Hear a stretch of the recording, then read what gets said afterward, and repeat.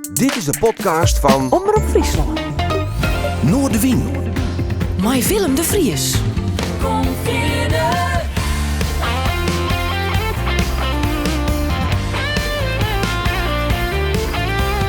Alles wat er speelt. Omroep Friesland. Zag ik jouw gezicht. Ik kan elke dag bevriezen.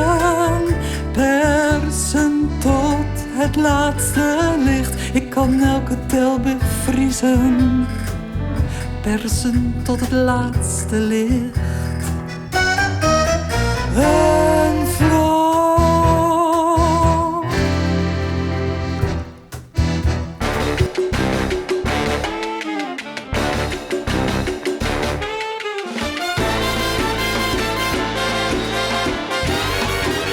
Dit is Noordewien. Goeie, en welkom bij Noordewien. Joet bij mij een bijzondere gast op tafel hier vanuit het Omroep Friesland Café. Het is een fantastische jongeres. Dat doet ze al heel lang, maar ze sjouwt ook les. En ze gaat over de hele wereld optreden in de mooiste concertzaal die je maar bedenken kunnen. Ze is mij een nieuwe plaat omgekomen en dat is een bijzondere plaat. In eerste plak ik omdat ze eigenlijk voor het eerst, misschien net letterlijk, maar toch op een plaat in het Nederlands te jaren is. Terwijl ze zich eigenlijk specialiseerd had in de Jiddische muziek. Maar ze doet nog volle meer. Ze is eigenwijs en eigenzinnig en daar waardeer ik haar meer als een beetje in. De nieuwe plaat heet Kreukelzone van Saptijn en ik ga door Lucette van den Berg. Mooi dat je er bent. Welkom. Ja, dankjewel Willem. Wat fijn hier te zijn. Altijd weer een beetje thuis om in Friesland te zijn. Ja, hoe is het? Ja, druk. Heel druk. Het is bij mij altijd hollen of stilstaan. En hollen vind ik heel erg lekker, maar soms rijden de wieletjes harder dan het mijn hoofd kan. Dus het gaat goed. Ik ben met allerlei dingen tegelijk bezig. Maar ja, dat gaat zoals het gaat. Wat doet volgens mij in een theatervoorstelling rondom het verhaal, het boek mag ik eigenlijk zeggen, van Auke Seldendrust. Die we echt correct te gast horen in verband met Kibbutz op de Klaai. Mm-hmm. Zit maar in op zijn Friesk. Du hast een prachtige plaat, die leidt je van mijn noord. Zelfs op vinylpers trouwens, dat is heel erg mooi. Kreukelzone van Satijn. Dat is een plaat met een heel soort lagen in alle opzichten. Maar wat doe je verder nog meer? Want er best ik nog een lesjaar. Ja, ik ben docent aan een podiumacademie in Twente. Almelo, heel ver weg. Daar geef ik stemcoaching aan mijn acteurs en cultureel ondernemerschap. Dus dan niet alleen maar van hoe ga je dat met de Belastingdienst doen, maar hoe ben jij als cultuurmens, als muzikant of als acteur, hoe hou je je staande en hoe ontwikkel je programma's of projecten en hoe kun je de wereld een beetje mooier maken? En ik zie dat is altijd zo hoopvol als mijn studenten examen doen. Dat de meeste dingen die ze willen is echt een wereld een beetje mooier maken. En daar zijn we ook voor in de cultuur. Een beetje om mensen wakker te maken of iets moois te laten zien. Of, dat geloof ik echt in. En daarnaast ben ik zangdocent thuis. En ik ben zangeres en ik ben artistiek leider van Yiddish Waves Festival. En ik ben ook nog moeder en ik ben vrouw en buurvrouw en dochter en vriendin. Passioneel en een enorme levensgenieter. Ja, dat wel. Ja, ik adem het leven in. Ik vind elke dag mooi. Hij staat altijd al hoor trouwens. Wist je als BNR al pluk de dag? Nou, of grijpt de dag misschien meer? Nou, weet je, ik zie elke dag wel weer iets moois. En ik kan ook wel heel diep in de put zitten. Maar dat duurt dan een dag en dan trek ik mezelf er weer uit. En dan ga ik zingen of ik ga iets moois maken. En dat is wat voor mij het wel waard maakt. Ik zeg altijd, ik heb een moeder. Mijn moeder was een prachtige kleuterjuf. En het talent van verhalen vertellen heb ik van mijn moeder. Die je kon een onderwerp pakken en het prachtigste verhaal vertelde ze er al over. Maar zij is heel erg ziek. Ze heeft Parkinson, ze heeft van allerlei klachten. Ze is ook al 86. Maar zij zegt altijd, ook al heb ik pijn, elke dag is het de moeite waard om weer wakker te worden. En dat vind ik zo'n ontzettende levenskunstenares. En als je dat als voorbeeld hebt, ja, wat heb je dan te klagen? Een taaie dame dus. Hij is een taaie dame en ik noem haar altijd een koningin. Ze heeft de uitstraling van een koningin. Maar dan, ja, ze is koninklijk, maar benaderbaar. Heel lief, ja. Wat had ze die mij jong in die jeugd onder muziek en cultuur? Mijn ouders beiden vonden het heel belangrijk dat wij als meisjes, want ik heb één zus die is 2,5 jaar ouder, muziek meekregen. Ik zeg altijd van in elke kamer van ons huis stond de Radio 4 aan. Dus ik ben opgevoed met Bach en Mozart en Mendelssohn. En ze vonden het heel belangrijk voor onze algemene opvoeding dat wij muziek meekregen. We gingen regelmatig naar musea toe. En we leerden kijken. En als we ergens naartoe gingen, dus als we op vakantie gingen, was het een week strand en een week cultuurtje kijken, zoals dat altijd zeiden. En dan was het een stad waar we naartoe gingen. En mijn moeder met haar kunst van verhalen vertellen wist altijd de prachtigste historische weetjes tot mooie verhalen te maken. En ja, eigenlijk spelenderwijs leer je dan om je heen kijken en de schoonheid te zien in alles waar je kijkt. En ik heb wel mazzel daarmee. Dat is natuurlijk wel, ik ben wel een mazzelaar. En mijn vader heeft vroeger, dat zegt hij wel eens van, hij is opgevoed in een gezin waar ze allemaal een instrument speelden. En met name Bach. Dus alles wat geen Bach is geen muziek volgens mijn vader. Maar dat mag ik niet zeggen. Een echte hardliner dus. Sorry, pap. Nee, maar, ja, ik ken het geloof. Ja. Het is bijna een geloof. Hè? Ja, absoluut, absoluut. En het heeft mij ook heel lang verlamd toen ik zelf ging componeren. Oh ja, dan ben ik ook nog componist. Toen ik zelf ging componeren, dat ik dacht, ja, maar het is geen Bach of het is geen Mendelssohn. Alleen het grappige is dat je heel vaak uit je jeugd, en zeker als je wat ouder wordt, ga je dat zien, neem je dingen mee. En de kleuren die componisten hebben, die ik ook vond in de Jiddische muziek, dat is natuurlijk een kleurrijke taal, net zoals het mooie Fries. Maar het Jiddisch is een kleurrijke taal, een kleurrijke cultuur. En ook daarin vond ik weer datgene wat ik ook zo bijzonder vind aan dat soort componisten. Dus dat is wel heel grappig. Ja, en toch het heel verlammend werkje, hè? Maar Ja, nou dat heeft het wel een tijd gedaan. Mij krijgt. Ja. En, Want ik vind het heel leuk dat je mij een uitstraling vindt hebben van een levensgenieter. Maar eigenlijk ben ik ook wel een heel erg heel privé mens. Ik ben eigenlijk ook wel heel gek op mijn privé en ik ben eigenlijk heel verlegen. ja. Ja. Maar dan nog kun je heel erg Goed genieten. verbergen. Ja. Nou ja, en heel erg genieten van het Ja, leven. Maar dan, zeker. Leeds, Zeker. klein. Ja, precies. Leeds. Leeds, ja. Ja, klopt. Krijg je alles mee in het Fries? Ja, absoluut. Absolutely. Ja, ik heb ooit beloofd aan de Friezen dat ik in 2018, toen ik ook ambassadeur van de vrijheid ben geweest van deze prachtige provincie, dat ik Fries zou spreken. Het is me nooit gelukt. En nadat ik een aantal mooie vertalingen van Epidam, van liederen die zijn geschreven voor het Yiddish Waves Festival, voor mij ook persoonlijk, die heeft hij vertaald vanuit het Jiddisch naar het Fries. En ik had zoiets van, oké, dan zing ik een keertje in het Fries.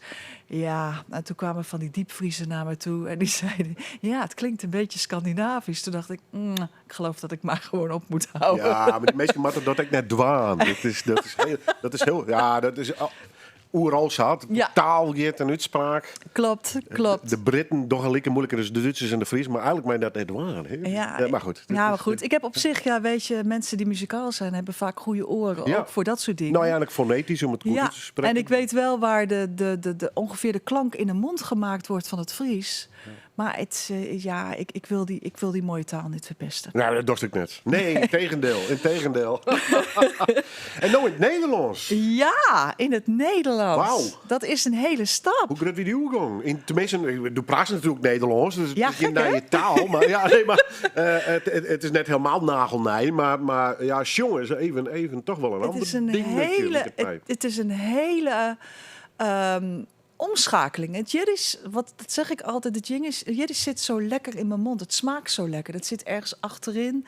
Eigenlijk, je verhemelte gaat omhoog, is een technisch verhaal. Maar het is gewoon lekker rond allemaal. En het Nederlands wordt met je kaken gemaakt. En dat is best wel plat. En zeker als jij verstaanbaar wilt zingen, wordt dat wel een probleem. Dus een onderdeel van de klank die ik heb in het Jiddisch is daar niet in het Nederlands. Plus daarnaast, ja, het is mijn moederstaal en het Jiddisch is mijn hartstaal. En dat zijn 2 grote verschillen. En je zou denken, ja, ik ben opgevoed in het Nederlands, klopt. Maar het was wel aanpoten om de plek te vinden hoe ik dit wilde doen. Want het is geen klassieke muziek of het is geen wereldmuziek alleen maar. Dus het moet ook de klank hebben en veel meer de medeklinkertjes hebben, waardoor je klank verandert. Maar wel feestelijk. Ja. Moet wel een muziekfeestje. Het is wel een muziekfeestje.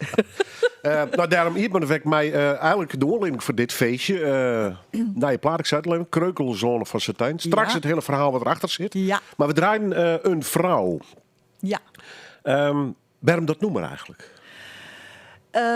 Ja, weet je, de tekstschrijver Bas Smallebroek, die mij kende van de Jiddische muziek, die zei tegen mij: Lucette, ik ben heel benieuwd hoe jij klinkt in het Nederlands en geef mij maar een aantal onderwerpen. Alleen heeft zelf ook een aantal onderwerpen gekozen. En dat is, een vrouw is echt een observatie van hoe ik in elkaar steek. En het grappige is dat je soms ook door de ogen van een ander jezelf leert kennen. En hij heeft, want het is in 2006 voor mij geschreven. En ik heb pas 10 jaar, 12 jaar later gesnapt. Je hebt helemaal gelijk. Het is inderdaad eigenlijk... Ik denk altijd dat ik geen pad heb, geen doel heb om naartoe te lopen. Dat is zo van, oh, mooi muis kijken. Maar ergens loop ik altijd mijn gevoel achterna. En daar gaat dat lied over. Het is eigenlijk de ode aan gaan voor je intuïtie, gaan voor je neshama, voor je bron, wie jij bent. En dat is heel mooi beschreven daarin. Ja. Plaat is eigenlijk 2 tijdsperken. Hè? De opnames lijnen er al. Ja. En die brengen de titel Listen Bleun. Ja. En die hij hem nou pas weer oppakt. Ja. Mijn nieuwe opnames, hoe even... Ja, spannend, hè? Ja, hoe dat is je Hoe werk in? zit dat nou? Ja. Nou, ik kan je vertellen, Willem, de opname van dit album in 2006 waren de mooiste dagen van mijn muzikale leven, zeg maar. Althans, ik heb heel veel mooie dagen in mijn muzikale leven gehad. Want werken met muzikanten is altijd 1 groot feest. Maar dit was ook nog in Portugal. In het huis van componist Peter Seun, die daar ook een opnamestudio heeft en een prachtige concertvleugel heeft staan. En 2006 zijn we daar met het vliegtuig met z'n allen naartoe getogen en hebben daar een week rondgehobbeld. Zo'n 5 dagen, een beetje repeteren en dan meteen die studio in en arrangeren. En dat is opgenomen. En sommige dingen, ja, dat duurde wat langer voor die muzikanten om op te nemen. En daar lag ik heerlijk. Op de achtergrond hoorde ik dan de muziek en lag ik aan het zwembad in mijn bikini. Hoorde ik die muzikanten zwoegen. Nou, dat is echt leuk. The Good Life. Ja, The Good Life. Alleen, ik ben Peter Seun op een gegeven moment, ja, die zat met name in Portugal.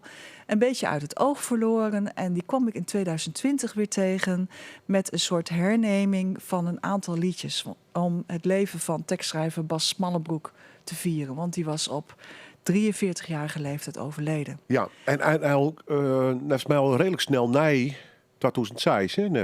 Ja, dat is in 2000, mag ik niet jokken geloof ik, hè? 2010 of 2012 geweest. Ja, nou precies. Er zit wel een periode tussen, Ja. maar ik ben net heel lang. Niet heel lang. Nee. Nee, hij was gewoon heel jong en onverwacht. Ja. En ergens heb ik ook altijd het gevoel gehad, dit moet uitkomen. Maar ik zag het ook niet helemaal schemeren. Want het uitkomen ervan betekende dus dat ik verantwoordelijkheid had voor en de distributie van het hele verhaal. Dat was toen nog niet zo makkelijk als nu tegenwoordig. Maar ook, ga maar eens iets plannen met een band van 5 à 6 man achter je. Nou, het worden uiteindelijk 5 man en 1 vrouw die ik achter me heb staan. Dus staan we met z'n 7 op het podium. En dat is me nogal een tour. Ja. En ik denk dat ik daar eerst een beetje groter voor moest worden. Maar als ik heel eerlijk ben, moest ik ook eigenwijzer worden. Dus ik moest zelf ook een soort gevoel hebben, oké, dit ben ik. Ja, mensen vinden het misschien heel raar. Iedereen heeft er wel iets over te zeggen. En iemand uit de klassieke wereld die Jiddisch zingt, nou ja, oké, dat mag nog een keertje. Want ja, dat doet ze best lollig. Maar nu gaat ze ook nog Nederlands zingen en ook nog hippe muziek zingen. Dat kan niet. Dat kan niet. Dus de la maar. Weet je? En ik denk dat ik daar ook voor een aantal van deze teksten, die profetisch waren. Echt profetisch, Willem. Dat is echt bijzonder dat ik denk... ja, maar een van die liedjes... nou, ik geloof dat je die ook gaat draaien... Zweet als parels. Dat gaat over mijn geliefde... waar ik nu mee ben getrouwd. De liefde van mijn leven die ik in 2015 tegenkwam. Hoe dan? Hoe dan? En Kreukelsonne van Satijn ging over de afloop... van de relatie met de vader van mijn zoon... die in 2008 afliep. Hoe dan? Hoe kan dit nou? Weet je, het is heel bijzonder eigenlijk. En ik ben dus eigenlijk in de liedjes gegroeid. En blijkbaar was dat nodig. En met de hele toestand die momenteel wereldwijd aan de hand zijn... over het zelfbewustzijn van vrouwen... over het zelfbewustzijn van dat we niet alles maar hoeven te pikken... want daar gaat dit album eigenlijk over. Vanuit je neshama, wat ik al zei... dat is een hele mooie Jiddische term. En je hebt 3 verschijningsvormen van de ziel. Dat is Nuzach, dat is Ruach. En dat zijn de uiterlijke verschijningsvormen. Dus hoe Willem Bluzet ziet. En neshama is mijn bron. Is wie ik werkelijk in mijn blanke pit ben. Een soort ziel als het ware. Mijn ziel. Ja. Ja, wie ik werkelijk ben. En waar eigenlijk mijn bestemming ook in zit. Dus als ik daar achteraan ga lopen... dan kan ik iets betekenen voor mezelf... maar vooral voor de wereld om me heen. En dat is eigenlijk wie ik ben. En ik denk dat dat nodig was voor dit album om daar veel meer te komen. Nou ja, en uiteindelijk baas van het project te worden. Mag ik het zeggen, gewoon simpel zeggen? Ja, precies. De baas van het project te worden en de grootste fan van het project te worden. Ja, dat je het altijd bij elkaar. Dat kan ik me voorstellen. We hier dus een playlistje maken, maar dan ging ik voor mij spotten. Want door hartstikke te leven hoe het noemen zweet als parels. Ja. Liever die dan ik voor het draaien gaan. Van het nieuwe album dus, van Lucette van den Berg. Prachtig mooi album trouwens. Kreukelsonne van Satijn. Zit hij tussen online. Maar ik kan niet horen hier om de plaats te bestellen. Dan krijg je hem ook nog op vinyl trouwens. Maar is dit het nummer, dek het al even nog hier. Zweet als parels. Zweet als parels. Sluit je ogen. Ik wil hier.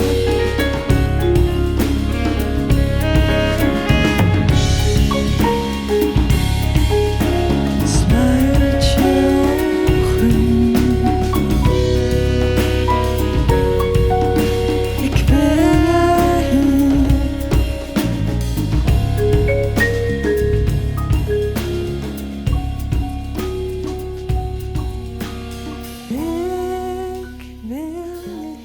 Van het album Kreukelsonne van Satijn. Het nummer Zweet als parels. En de makster, ik kom er even bij, die zit je bij mij hier aan tafel als gast.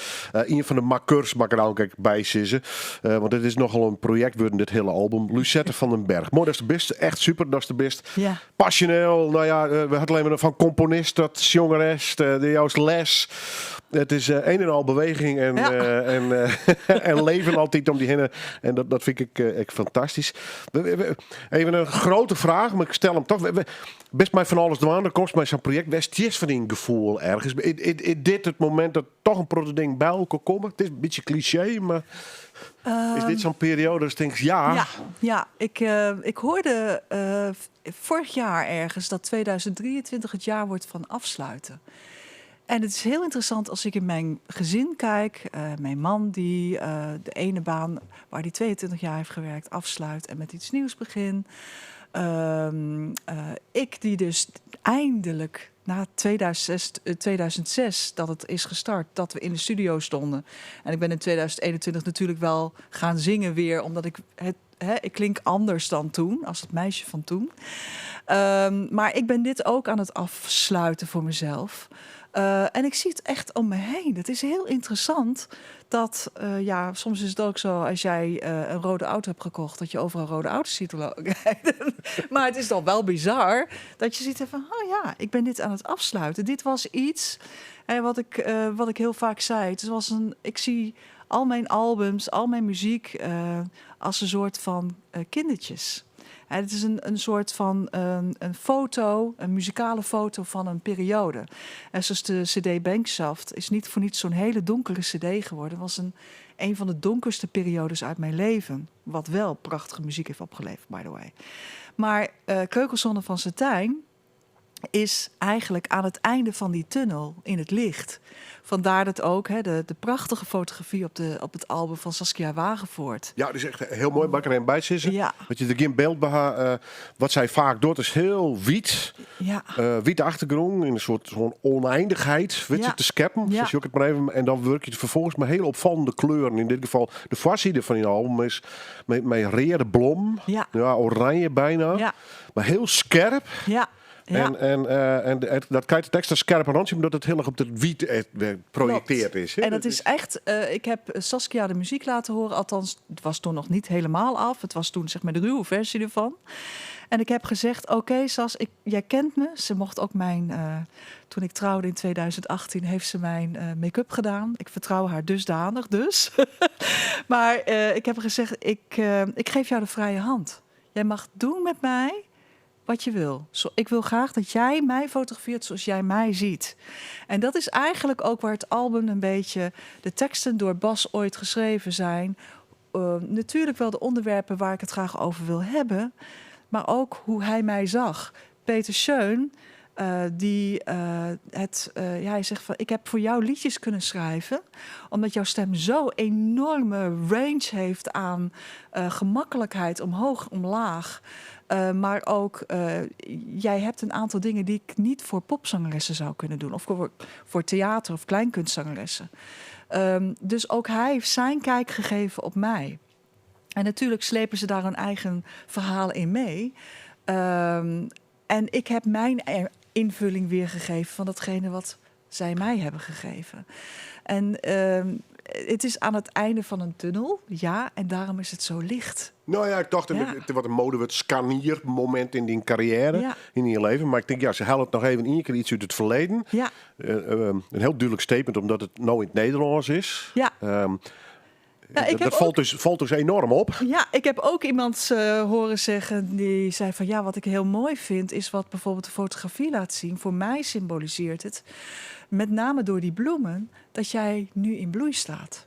Ook al ben jij misschien niet die jonge meid van 20, want helaas Willem, dat ben ik niet meer. Nou, die heb ik geteld. Ja? Dus, ja, u bent niet de enige mevrouw. Nee, hè? Maar dit is eigenlijk, iedere leeftijd is mooi. Als ik naar mijn moeder van 86 kijk, wauw, wat is dat een prachtige vrouw. Ondanks haar ziekte, het is een fantastisch prachtige vrouw. En ik denk, als we dat nou eens voor onszelf gaan zien, hoe mooi we kunnen zijn in onze eigen hoedanigheid. En dan maakt het niet uit dat ik grijze haren heb. Ik ook expres zijn die te zien. Een grijze lok, die zit er toevallig. Nou ja, doe je dat? Laat je die zien. Rimpels, ja, die heb ik nou eenmaal. Ja, jammer dan. Maar het is wel wie ik ben. En het is wel wat ik de wereld kan geven. En dat is ook eigenlijk wel voor mij waar dit project om gaat, over empowerment. Je mag zijn wie jij bent. En vier dat nou eens.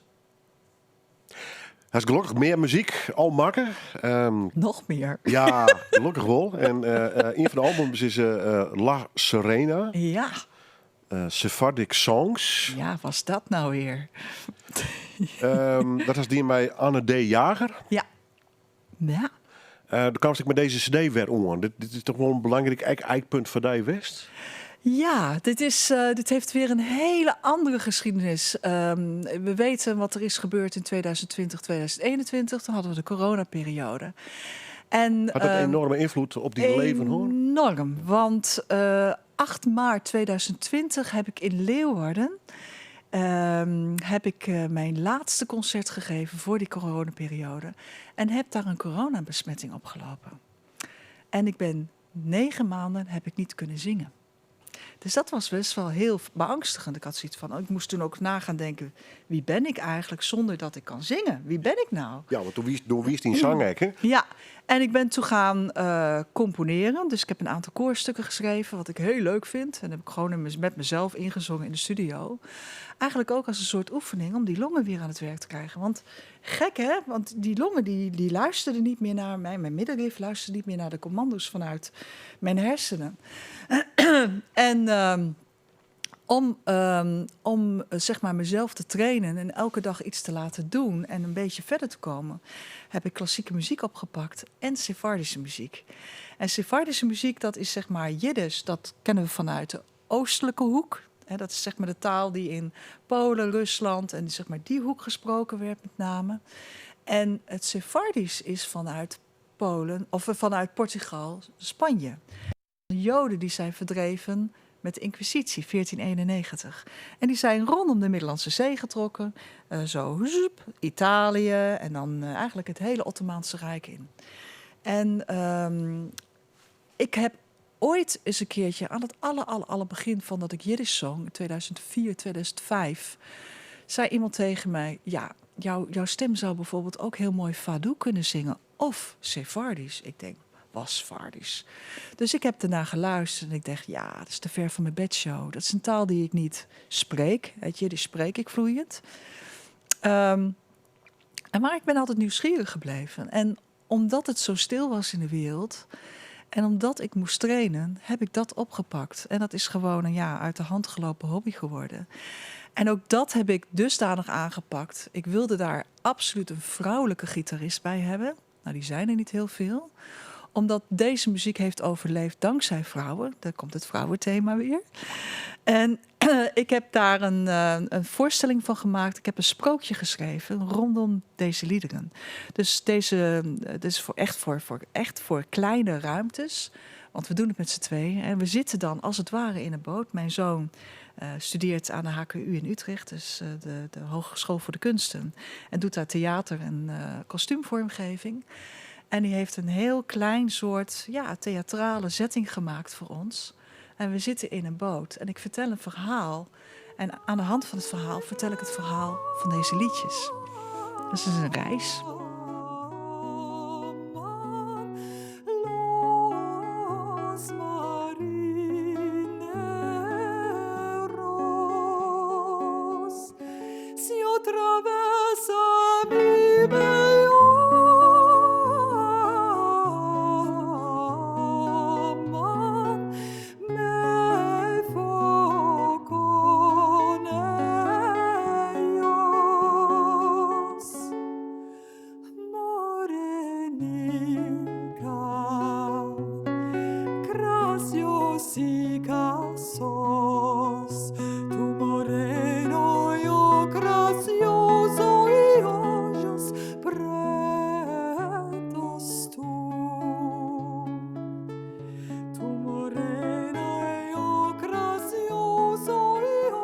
Morenica. Morenica, ja. Het is goed dat ze er zelf bij zit. Lucette van den Berg, mijn gast. En je wie ze te jaren. Te jaren bij een geweldige gitarist, Anne D. Jager. Jeger, zit ik weg? Maar ja, mooi, goed dat hij. Sorry hoor. Nee, Sephardic Songs. Bijzonder verhaal. Bijzonder noemer trouwens. Er zit een vertaling bij. Zwarte schoonheid noemt men mij. Maar ik ben blank geboren, de zomerzon heeft mij gekleurd en zo ben ik zo geworden. Ben je dit eigenlijk hoor? Ja, het gaat over Shesagoret. En Shesagoret is volgens de legende, de Joodse legende, is het de vrouw waar koning Salomo de liefdesliederen voor heeft geschreven in Hooglied. Of zoals wij zeggen, Shir HaShirim, het lied der liederen. En ze is wel een beetje eigenwijs. Want zij zegt van ik ben een grote schoonheid. En eigenlijk de schoonheid van peper. Ik noem het in mijn vertelling. Ze heeft, en het wordt ook gezegd, de peper, kostbaar als peper. Want het was in die tijd natuurlijk heel duur. En dat was de vergelijking met haar. Dus ze was erg mooi en dat wist ze. En ze had zoiets van, weet je wat, misschien ga ik met de zeelieden mee. Nou, en als ik het beter kan krijgen, ben ik zoon van de koning. Nou, dan doe ik dat toch. Weet je, dus ze was wel echt in charge. En zijn lied, wat is ook later vertaald naar het Hebreeuws. Ofra Haza, bijvoorbeeld, prachtige zangeres uit Israël. Die in de jaren 90, geloof ik, is overleden aan AIDS. Maar dat was eigenlijk het boegbeeld. Prachtig, want zij zong Sephardische muziek. Heeft het gezongen in het Hebreeuws. Maar het is dus van oorsprong in Ladino. Dus in, of zoals je officieel zegt, Judea Español. Dus het Joods-Spaans. Ja. We hadden hier het Sephardisch. Op een gegeven moment, en dan gaan we waarom in de tijd, hij is toch de oorslang naar de Jiddische muziek en de klanken en de taal kiezen. Ja. Wat had hij op dat spoor gebracht? Ja, dat is weer een heel mooi verhaal. Het is een verhaal dat stond zelfs in de recensie van het NRC over La Serena.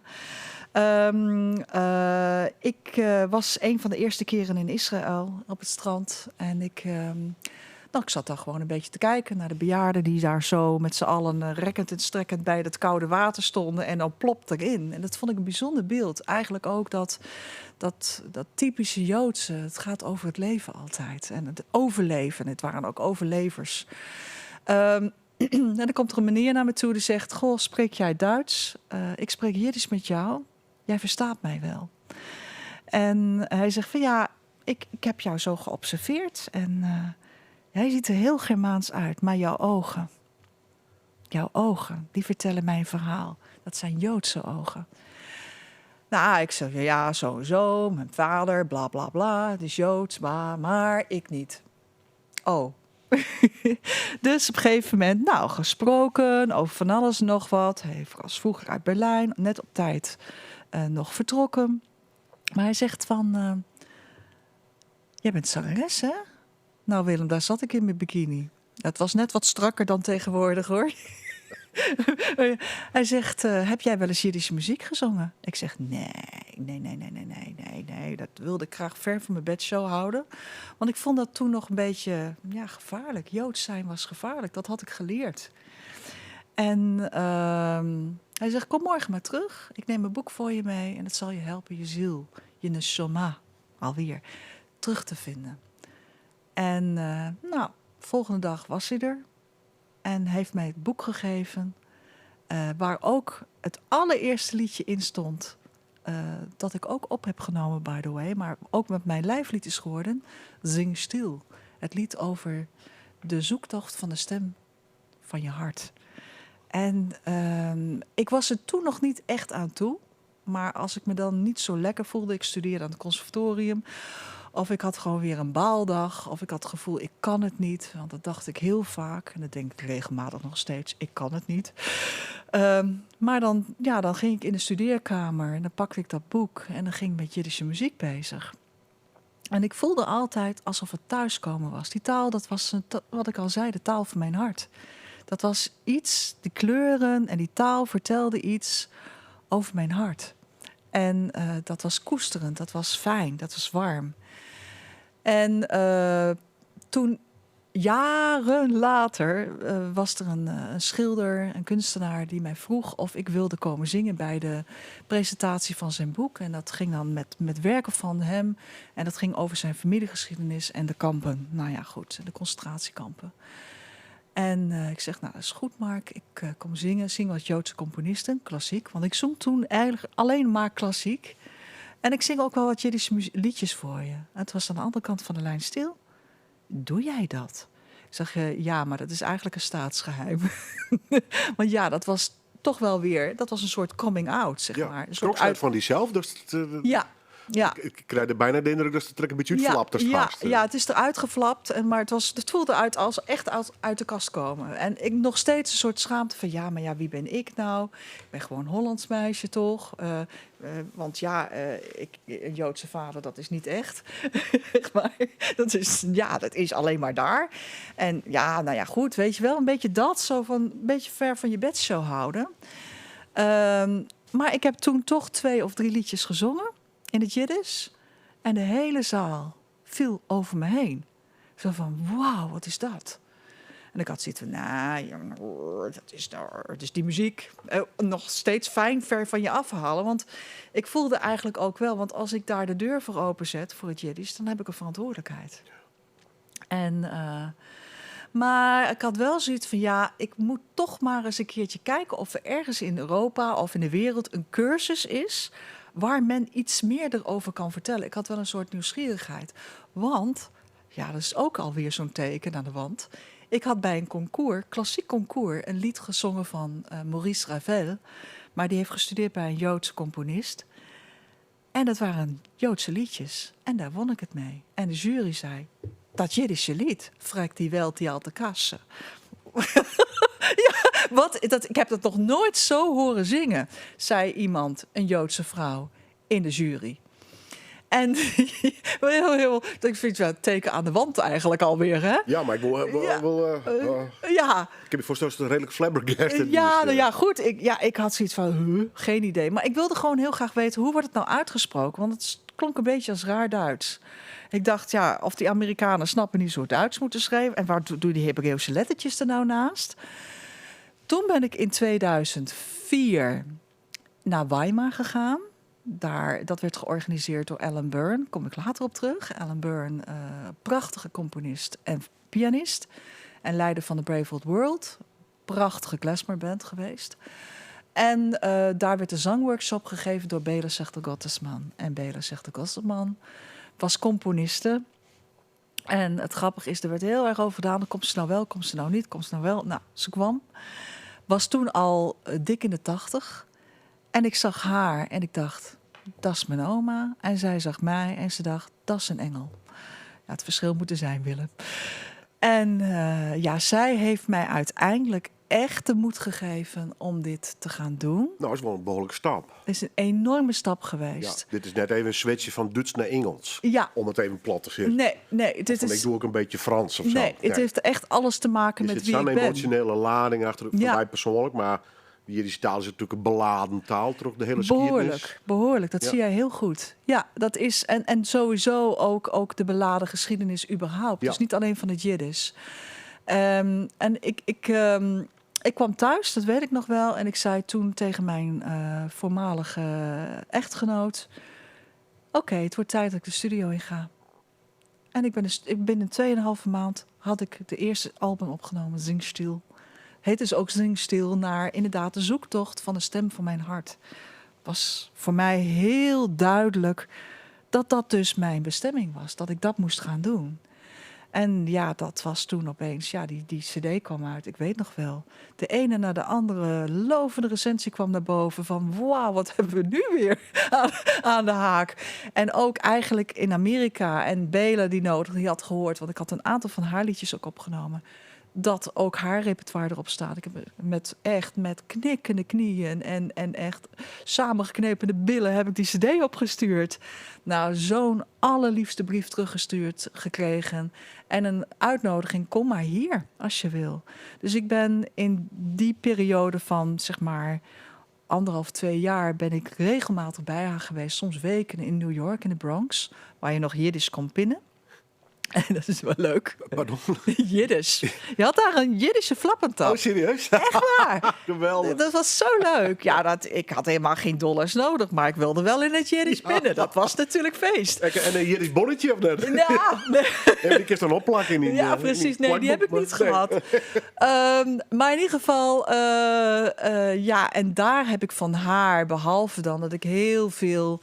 ja, moed heb gekregen, koiig heb gekregen om met het Jiddisch bezig te gaan. Zij zei ook, Lucette, als jij het niet kan, wie kan het dan wel? En we hebben iemand als jij nodig die gewoon ervoor gaat staan en ermee gaat. Nou ja, goed. We kennen de geschiedenis in Friesland ook. Er is ook een festival uitgekomen. En een album, Frieling. Die is volledig uitverkocht, by the way. Die is er niet meer. Want prachtige schrijfster Saskia Goldschmidt... heeft voor haar eerste boek... heeft ze mijn cd gebruikt bij haar lezingen over haar boek. Ja, en iedereen hoorde die muziek, was meteen verkocht. En dus was het album uitverkocht. Ik dacht, wat nu? Daar staat repertoire op van Bela. Het is volledig alleen maar haar repertoire. Wat ze voor mij geselecteerd had, dit is voor jou. Is nog nooit door iemand gezongen. En ik kreeg het op de volksmuziekmanier. Ze zong het voor mij a cappella. Soms in 1 liedje in verschillende toonsoorten, omdat ze naar boven en naar beneden ging. En probeer daar maar patat van te maken. En dat heb ik gearrangeerd en is dus het album Frieling geworden. Dat heet ook Frieling. Nou, volgens mij is het in het Fries hetzelfde, is voorjaar. En dat was voor mij het soort ontwaken van het Jiddisch en van de Jiddische wereld in mij. Dus, en dat is ook hier en daar heel modern gearrangeerd. Omdat Bela zei, ja, weet je wat, we moeten meegaan met de tijd. Want zoals Friezen, die hebben een Friesland. Het is natuurlijk moeilijk, ook al zit je, want je hoort in Nederland, maar je hebt wel een Friesland. Wij hebben geen Jiddischland. Dus die taal is niet vanzelfsprekend dat je dat kunt spreken in een omgeving waar allerlei mensen dat doen. En ik had zoiets van, ja, weet je, voor mij is het heel belangrijk dat ik nieuwe muziek zing. En dat het niet alleen maar de hele tijd terugkijken is. Want als je achterom kijkt, dan is je toekomst er niet meer. En Frieling is dus het ontwaken. En dat heeft dus ook een aanzet geweest om zelf te gaan componeren. En ook mensen te vragen of die zichzelf aanboden om muziek voor mij te schrijven. En dat is wel heel bijzonder geweest. Nou ja, en uiteindelijk het laat tot een album wat ik nog in de hoorn heb. Een album, ja, het is een EP meer. Jouw noemers zitten erop. Een project together met en hun eerste leven, Alan Byrne. Yes. Dat hele verhaal is dus wel nodig om het zelfvertrouwen misschien wel te krijgen om met hem te werken. Ja, denk het wel. Ja. Denk het wel. Ellen heeft ook, want ik weet nog wel dat ik uit Weimar kwam en ik zat in de trein en ik was helemaal triest. Want ja, je verlaat een wereld en vrienden en vriendschappen. En het was zo'n warme wereld. Ik had het gevoel, ik ben thuisgekomen. En je gaat dan opeens je thuis verlaten. En ik had zoiets van, eigenlijk wil ik dit ook in Nederland. En ik wil zo graag dat er iets is wat je niet hapsnap even 1,5 uur een workshopje hebt, maar dat je gewoon dagenlang gedegen die cultuur in kunt duiken. En ik had de gelukkige omstandigheid dat ik Bert Lopen kende. Nou, Bert Lopen was directeur toen nog net van Tresor. En die had mij in Zwolle gehoord, waar hij voorheen directeur was. En die had zoiets van, ik moet met Lucette een project doen. Want hij vond het geweldig wat ik deed. En op een gegeven moment kreeg ik een mailtje van hem. En eigenlijk die dingen sloten ook, zo gaat het altijd in mijn leven. Ja, ik heb het altijd dus druk. Ik zeg altijd tegen mijn zoon, ik ben een soort loslopende hond. En dan heb ik weer een kluif te pakken. Geen idee hoe. Maar die op een gegeven moment mailde mij en zegt, joh, Lucette, ik werk nu bij Tresor. En weet je wel dat wij een Joodse bibliotheek hebben, de Fuchs-collectie. Is het nu niet eens tijd dat we met elkaar gaan praten om iets te gaan doen? En dat was in de zomer van 2007. En dat was eigenlijk ietsjes na dat hele verhaal, of in het voorjaar van 2007. Nou, toen is hij komen eten bij mij samen met zijn vrouw. En zoals altijd onder het genot van een goed glas wijn komen de beste ideeën. En ik burpte daar zo het Jiddisch Feestfestival uit. Toen de tijd heet het nog Jiddisch Festival Leeuwarden. En Bert zei, oké, schrijf maar op, dat gaan we doen. Ja. Ik had echt zoiets van, nou heb ik druk. Dan krijg ik het druk. En de mensen bij Tresor, geweldig hoe ze hebben geholpen. En hoe ze ook... En toen heb ik Friesland echt in mijn hart gesloten. Het is echt niet nep. Ik heb ook vaak overwogen hier te gaan wonen. Want die Friesen, die snappen het. Als je voor een taal gaat, als je ergens gepassioneerd over bent. Ik noem Friesen altijd, zeg maar, de Italianen van Nederland. Oh, dat is ook wel mooi. Ja. Want eigenlijk Friesen zijn heel emotioneel. En jullie snappen dat als je ergens voor gaat, als het maar kosher is. Dus dat heb ik wel gemerkt. Ze kijken even de kat uit de boom. En als ze denken, nou, die meent het echt, die is eerlijk daarin, dan ga je niet meer het hart uit. Dat is hoe ik Friesen ken. En dus het is ook een liefdesverklaring aan Friesland hier. En niet aan het Jiddisch. Maar goed, 2008 is het eerste Yiddish Waves Festival geweest. En Alan Byrne zei toen tegen mij, Lucette, ik ga je overal mee helpen. Hij heeft toen samen met mij de zangworkshop gedaan. En ik wilde heel graag als liefdesverklaring ook aan Friesland, maar ook aan het Jiddisch, wilde ik iets nieuws maken waar de beide culturen werden verbonden. En dus ben ik gaan grasduinen in de Fuchs-collectie in de Jiddische gedichten. En hebben 21 gedichten geselecteerd, waarvan ik zei, die liggen mij aan het hart. Die hebben soms ook te maken met het landschap hier. Hebben of met Nederland te maken. Er zit bijvoorbeeld een gedicht in het boekje. Dat heet Yasoimim of Weeskes. Ik denk dat je dat beter verstaat.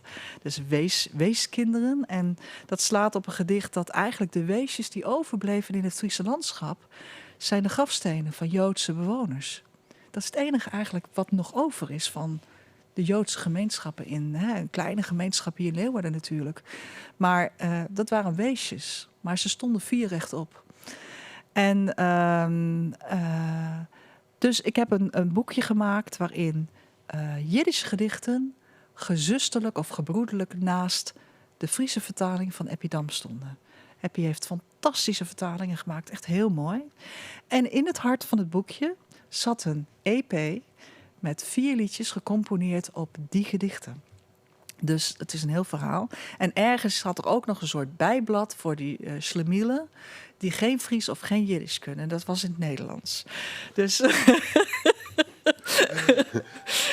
dus ja, en Ellen heeft dus voor mij 4 liedjes gecomponeerd. En daar gaan jullie er nu eentje van horen.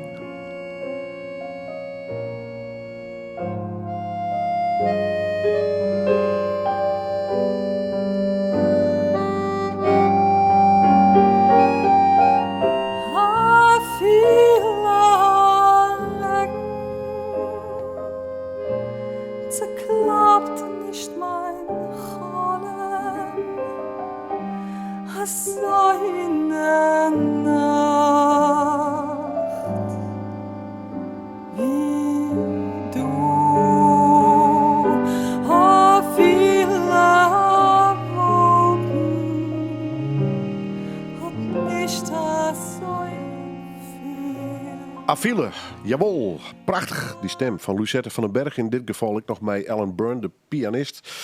Prachtig verhaal, gelaagd verhaal. Zo komen taal, cultuur, skiernis, maar ook persoonlijke emoties. Al je bij elkaar, in dit geval bij Fjouwe Noemers. Mm-hmm. Maar dat is het mooi van zo'n programma. Dit weer via Hinkstap sprong weer in de realiteit. Waarom te komen in de huidige tijd, mag ik misschien wel zeggen. Bij haar album die van Minoors leidt, Kreukelzone van Satijn. Ik hem sowieso wel beharkje via de streamingdienst, maar ik is met Capeje. Het aardige is dat bij de vinyl plaat de cd krijgt, want je bent erachter kan dat op de plaat kon je hem helaas net alle nummers kwijt. Nee, je hebt een beperkt aantal nummers wat je kwijt kunt op vinyl. Dus ja, we wilden er toch nog eentje bij doen, gewichtloos. Ja. En dus ja, dan moet je er gewoon nog maar een klein cd'tje bij invoegen. Dus de mensen die de LP krijgen of kopen, die krijgen meteen dat kleine cd'tje erbij. Het is een prachtige plaat. De muziek mij het zeker wijzen, maar het ziet er heel mooi uit. We hier alleen geconstateerd qua opmaak, foto's dus. Lucette van den Berg, Peter Schön en Bas Smallenbroek. En die lijsten helaas libben net meer. Dat verhaal heb ik al meegekregen. Maar ja, dit is ik wil er een heel mooi eerbetoon. Dat is het absoluut. Ja. Het is een eerbetoon aan 2 mannen. Ik heb hem geloof ik nog niet genoemd, maar Bas Smallenbroek is natuurlijk de tekstschrijver. Maar een van Nederlands beste bassisten speelt mee op deze plaat. Die helaas begin 2021 is overleden. Charlie Angenois. En ik kan me nog herinneren dat hij de opname hij zat achter de opnameleider op een bank, lekker onderuitgeschoven bas te spelen. En als je dan nu hoort wat een prachtige lijntjes die speelde. En bijvoorbeeld het titellied Kreukelzone van Satijn is een 7 minuten durend liedje. Daar begint hij met een fretloze bas met een solo. Dat is ongelooflijk hoe die man speelde. Echt. En ook aan hem is dit een eerbetoon. Dus niet alleen aan Bas, maar ook aan Charlie. Die wel het beste van zichzelf heeft gegeven ook. Om het begin van het programma had je hoe druk is het hartst. Dus die agenda die staat bol van al je activiteiten. Maar geef Jeroen om deze platen, deze release. Wat geef je mij doen nog verder? Nou ja, goed. Ik ga Nederland door. Ik heb 3 plekken gezocht waar ik heel veel binding mee heb. Het project is ooit ontstaan in Zwolle, waar ik toen woonde. Dus de première op 22 april is in het theater in Zwolle. Dan ga ik de week erna, 28 april, naar Leeuwarden, naar het Koepeltheater. De eerste keer dat het Koepeltheater na de coronaperiode weer open is. Dus dat is wel bijzonder. En dan op 29 april ga ik naar mijn eigen woonplaats Amsterdam, naar het Zonnehuis. En het zijn ook de enige concerten die ik ooit zal gaan doen van dit project. Dus als mensen het graag willen zien, dan moeten ze erbij zijn. En ik hoop een heleboel Leeuwarders natuurlijk, of niet alleen Leeuwarders, Friesen te zien. Ja, toch? Ja, ik vind toch wel dat... kijk, ik heb Friesland zo mijn hart gesloten. Mogen ze mij ook wel eens... Dat doen ze ook hoor. Maar ja, en dat wordt dus echt niet alleen een concert. Het is echt een theaterconcert waarin ik het verhaal vertel van mijn leven. en mijn levensloop wat ook universeel is. Dus het gaat over die reis naar binnen. En soms met jezelf een beetje lekker op de hak nemen, wat ik heel graag doe. Maar soms ook met gewoon echt wel de kwetsbaarheid die je kunt hebben als mens. Als je op een kruispunt staat en keuzes moet maken. Dus, en daar gaan de liedjes ook over. Drok ik mij die studenten en drok mij een theatervoorstelling die er op korte termijn omkomt overigens. Ja. Rondom het boek van Auke Seldendrust en het verhaal daarachter natuurlijk. Want er zijn heel soort mensen die zich in dat verhaal vastbieten ha. Kibbutz op de Klaai. Ja. Dat is een documentaire serie, een tentoonstelling vanuit kwam. Maar daar werd dus een theatervoorstelling voor Delzetten en daar speelt toen een rol in. Ja, heb ik weer. Ja. Auke en Job de Roo, de regisseur van het stuk, hebben mij gestrikt. Auke en Job Auke kende ik al veel langer, maar Job ken ik vanuit de Joodse Bruiloft. Die hier in Leeuwarden heeft gespeeld. En die vonden dat dit stuk niet kon zonder mij erbij. Ik vind het ongelooflijk leuk om met ze te werken. En Job is de eerste productie van zijn productiemaatschappij, Stichting Wolf. Het is meteen heel groots aangepakt. Het is wel de moeite waard om naartoe te komen. Het speelt op, mag ik niet jokken, 4 verschillende locaties. En het publiek wordt met huifkarren van de ene naar de andere locatie gebracht. Ja, en alle referenties zet ik er ook maar even bij. Daar werd natuurlijk het verhaal met oorspelen had. Precies. Dus inderdaad, in waar het voormalige kibbutz is geweest. In een boerderij van boer Petrus van den Berg. Geen familie. Bij het gemeentehuis en dus ook het monument. En het start en eindigt in de Koornbeurs. En eigenlijk wordt daar verschillende, niet chronologisch, maar verschillende verhalen verteld. En ik sta bij het gemeentehuis / het monument. En vertel daar het verhaal van Carolina Bramson. Dat is de vrouw geweest van Jacob Bramson. En zij waren samen de oprichters van de kibbutz. En behalve dat ik daar Carolina Bramson speel, zing ik heel veel. Dus ik zing daar Jiddisch, geen Nederlands. En ik heb voor de andere locaties de muziek en of uitgekozen of geschreven. Dus ook om een beetje een link te leggen tussen de verschillende locaties, kom je telkens een dromenthema tegen wat ik heb geschreven. Want eigenlijk gaat de voorstelling over achter je dromen aangaan. En van die 2 mensen, Jacob en Carolina Bramson, was de droom om een betere toekomst op te bouwen voor Joodse mensen. En dat dan in Eretz Yisrael, in het voormalige Palestina in Israël, wat we nu kennen. Eigenlijk gaat het ook over de jonge mensen. Want dat is natuurlijk, het zijn allemaal jongeren die nu nog studeren. En ze spelen echt fantastisch, Willem, echt geweldig. Daarvan zijn de dromen natuurlijk ook een droom om acteur te worden of goochelaar te worden of meer van dat soort dingen.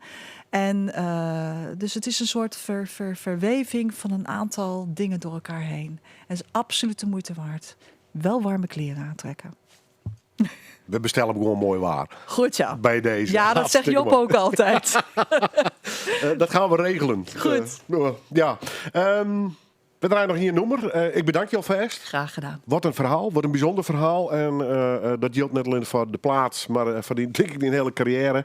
Succes met theater en al die oorzaken. En natuurlijk het album. 3 optredens komen er dus aan. Zwolle, Ljouwert en Amsterdam. Zoek even op een site, denk ik, van die... www.kreukelzone-van-satijn.nl. En daar kun je en het album bestellen, maar je kunt er ook de kaarten bestellen.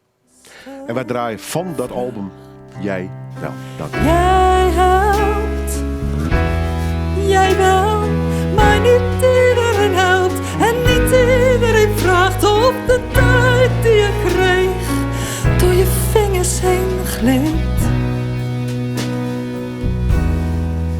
Jij slaapt, jij wel.